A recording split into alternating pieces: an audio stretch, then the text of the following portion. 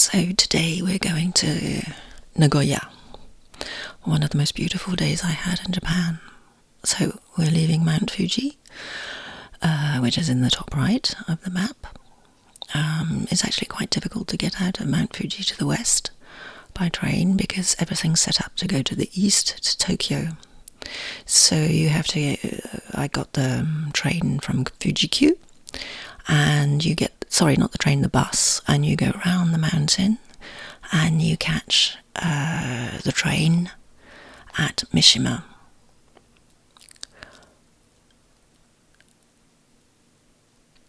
So this is Mishima Station. I caught the slow train, obviously. I did that because I wanted to see I thought I would see the Pacific Ocean again from the train. But it turns out that it's pretty logical if you think about it. You can't actually see much of the ocean from the train because either there's massive sea defences because of tsunami, or the train is actually quite far from the coast, which is the case here. So here we're going through Shizuoka, which is tea country. Unfortunately, I didn't have much. I couldn't visit anything in Shizuoka. Can't do everything. You change trains at Hamamatsu, which is a very strange place because it seems very overdeveloped because it's quite a sleepy town, and it turns out that it's the home of Yamaha, which is why it has a beautiful, from the outside at least, art centre, music venue.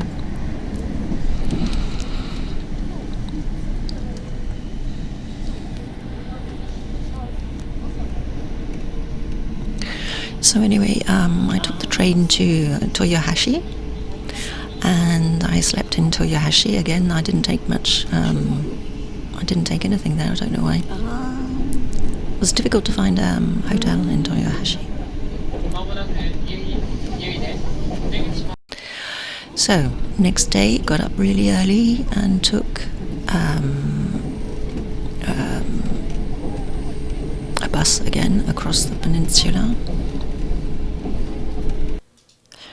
The train to Mikawa Tahara, and then the bus along the Atsumi Peninsula, which is incredibly beautiful. Would have loved to have spent some more time there. And luckily had beautiful, as you can see, beautiful weather.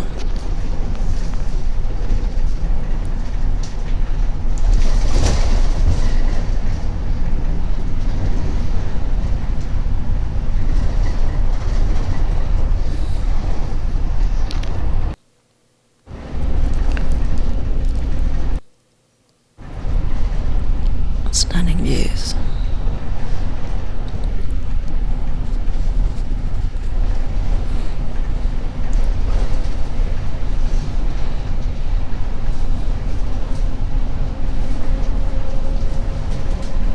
I love how the Xperia 1.5 is such a beast that you can take really good footage through a bus window. So anyway, here's cabbage fields, and all the time I was going along the Atsumi Peninsula, I was thinking about Legal Mindset, the YouTuber, because at that time he was going on about cabbages and what happens in Korea with cabbages. If you know, you know. So here we are at Cape Irago. Absolutely stunning place, beautiful. I've just learned that it's a famous date spot for those of you who like dates.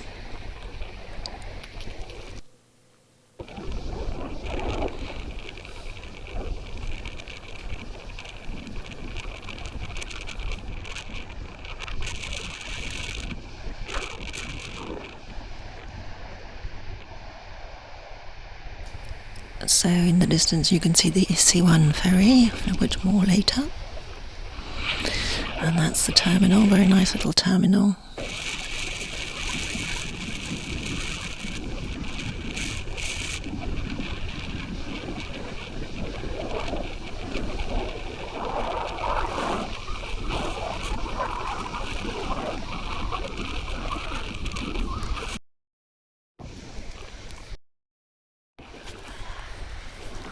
this is the famous path towards the lighthouse. Sorry about I don't have a wind bonnet yet.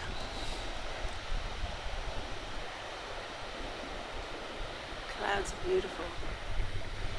This is Cape Irago.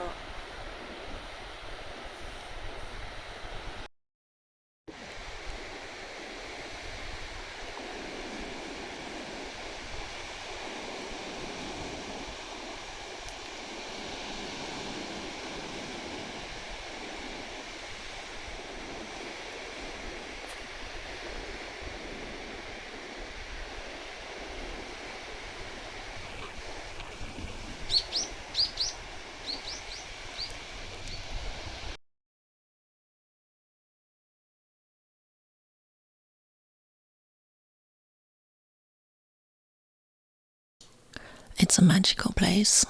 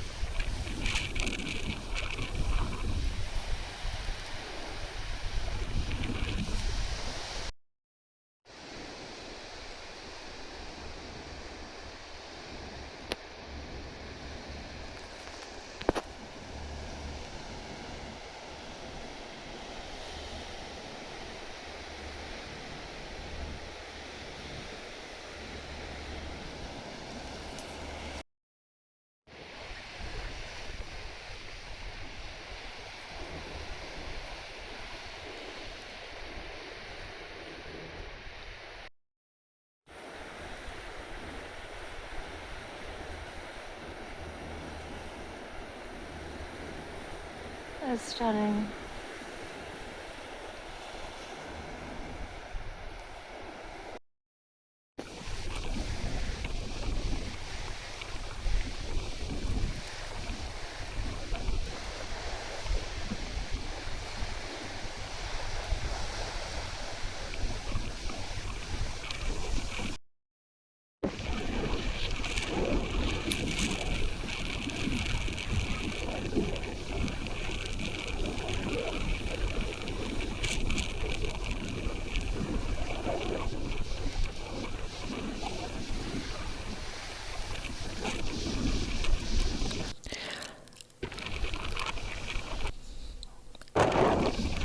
It's ridiculous.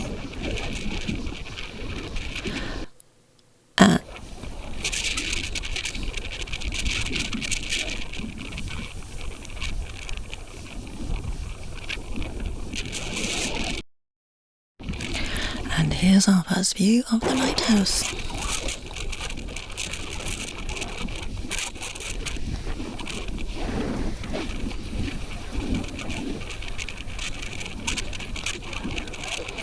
Getting photobombed by I don't know what, my hair, something.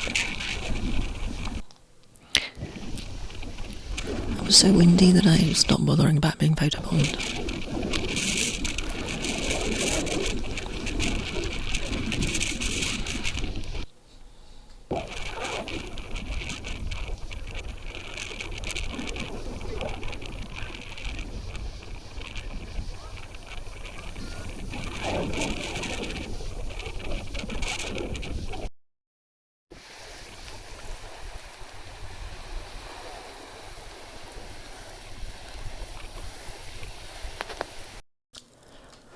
And here we started going up to the top of the bluff, I don't know what you call it. There's I think it's Japanese Coast Guard station up the top. Lunch. Or rather probably 11's.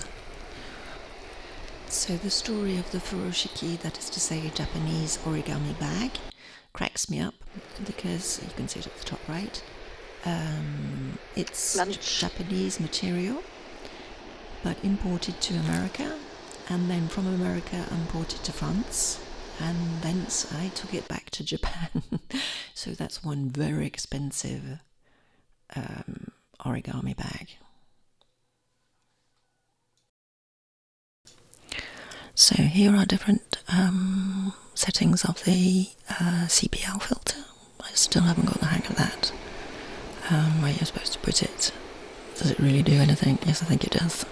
The CPL-K is at the top. PL-K is at the side. Right side. Sun to the left.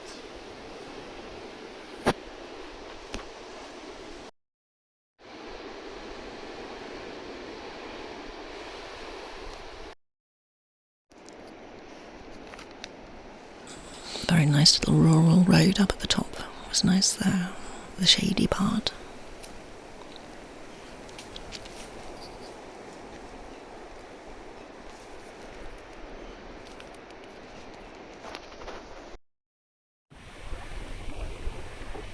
It's the eponymous Coast Guard or station. Weather, maybe.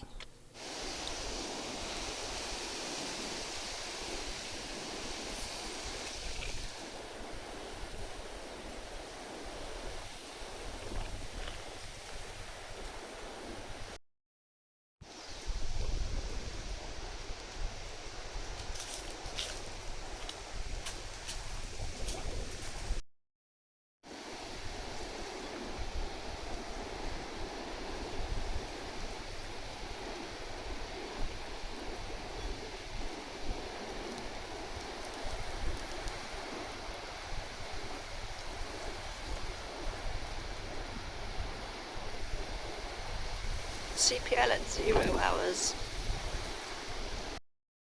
PL at 9 o'clock.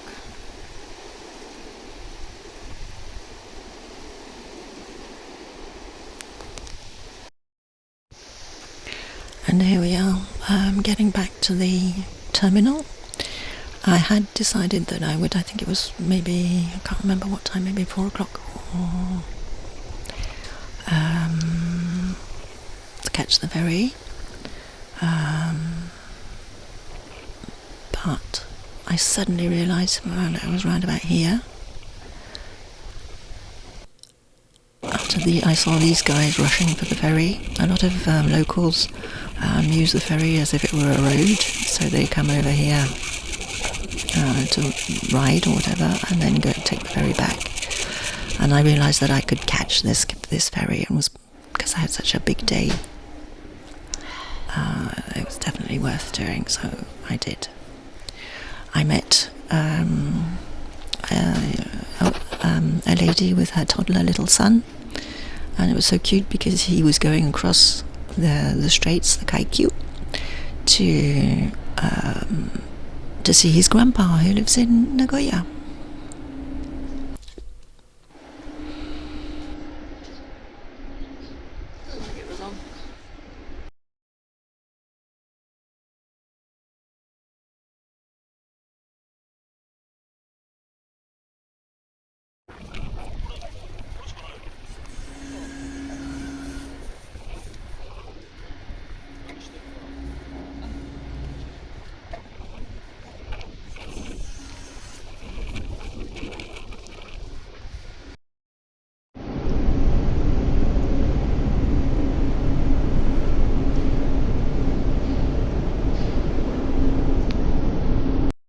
The terminal.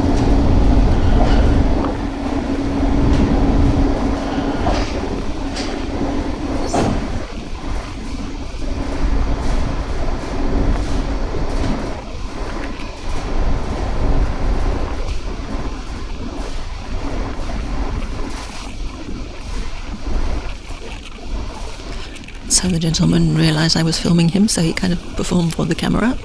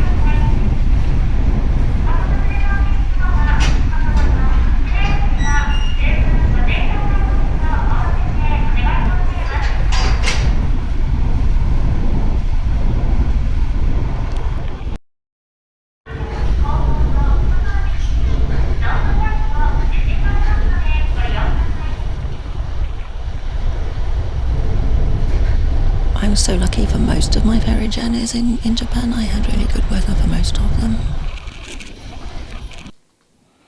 It's clear.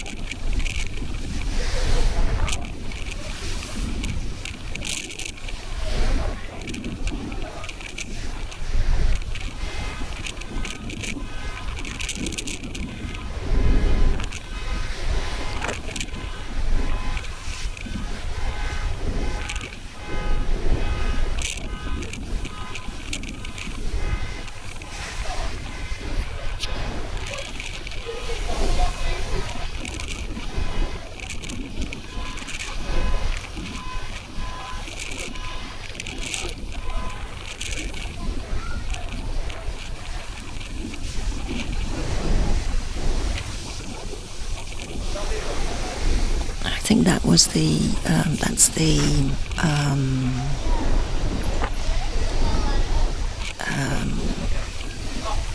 establishment that we saw earlier. In fact, I think that the traditional lighthouse is not the real lighthouse anymore. It's more this one, which does the actual protecting shipping. So I couldn't help thinking while I was editing this film of Welcome to Samdawi with Ji Chang-wook, and I couldn't help thinking about the iconic scene where Yongpil loses it in the meteorological room on Jeju in Korea. So I've started talking because I was copying my sensei, Solo-chan, who inspired me to do all these ferry journeys and helped me choose which ones to take. Definitely check out his channel. He should be employed by the Japanese Tourist Association. But I just realised, because he never speaks, but the thing is he doesn't speak English, I don't think, and I do. So it's just easier to talk, because it takes a really long time to put the subtitles on.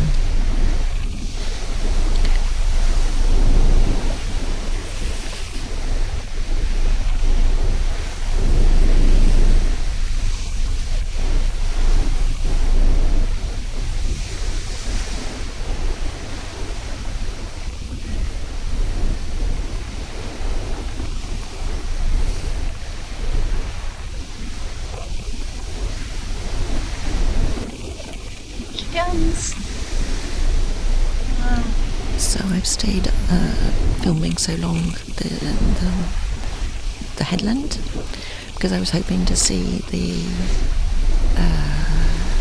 old lighthouse, and here it comes. It's coming round the bluff. There it is.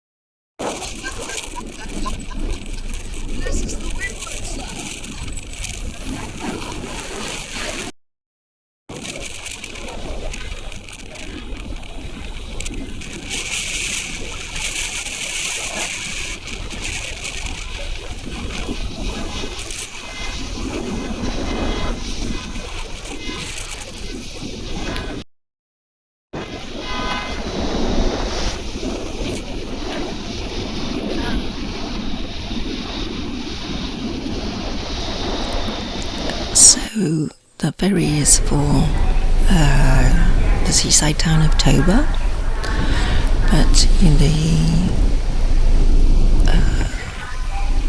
port you get into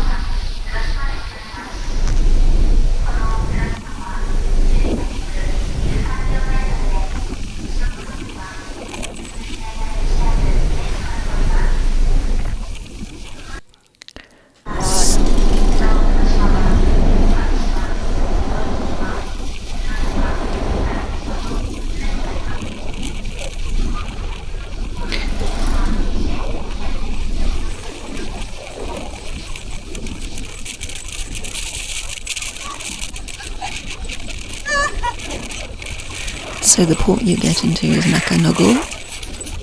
It's really close to Toba. You can either take the bus or it's actually a cute little ferry town. I actually walked, even though I had all my stuff.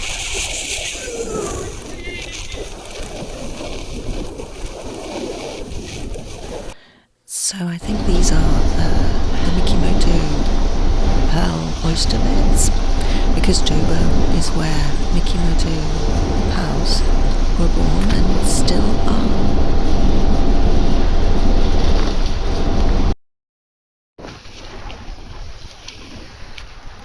So here we are where I came. I came to visit Mikimoto Pearl Island, which is the museum for Mikimoto pearls, which is the person who invented cultured pearls. It's been a dream to come here, I think from maybe the 1960s, where I saw footage on the BBC, most probably back then. It opened in 1951.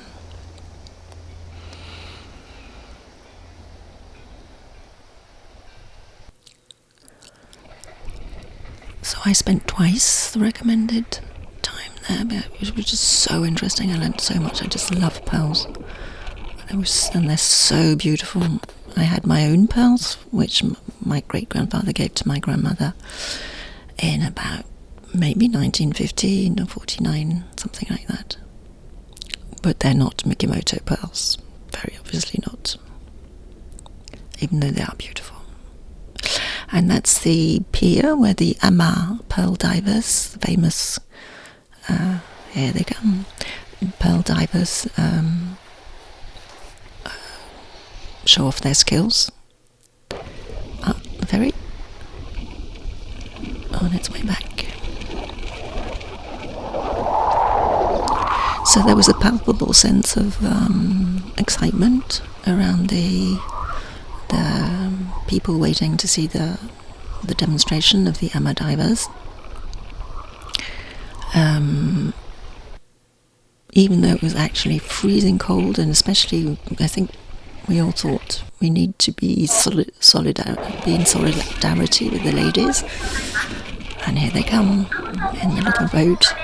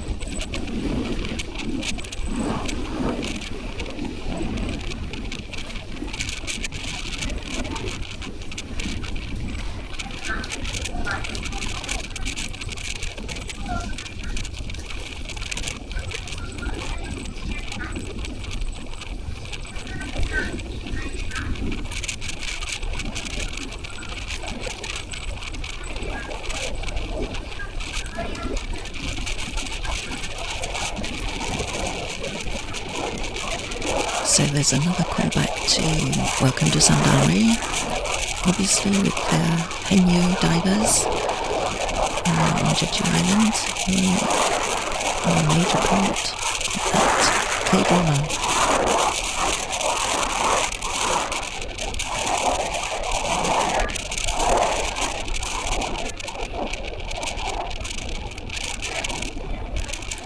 So there's a shop on the island. I didn't take any footage because I felt it was maybe a bit too much, but I really loved it because there was something for every purse, from very small amounts of yen to incredibly beautiful, the new modern pearls from Kyushu, which are huge and very expensive. And I saw a pair of teenagers on a date, and the young guy was buying some Mikimoto pearl jewellery for his girlfriend, and that was incredibly cute because they're very Japanese in my opinion, that there's something for every taste. But it's my first. So here I wasn't able to work out if these were sakura or not. The sakura in the park at Toba were in flower. I didn't unfortunately get a chance to go because I spent so much time in Mikimoto Island. I'd been complaining to every person I met for like a week that the the wild cherry in my garden back home were in flower, and I wasn't getting any in Japan. So here we are off to Nagoya. The sky was stunning. I'm not sure to what extent it comes across in the footage. It was getting dark. It was probably the only time I travelled in the dark when I was in Japan. It was a bit scary because it was my first ryokan that I was staying at, and the bus I was supposed to take, nobody in the centre of Nagoya had any idea where the bus, this Arlesienne bus station was. So anyway, it was a bit of an adventure. I got there in the end.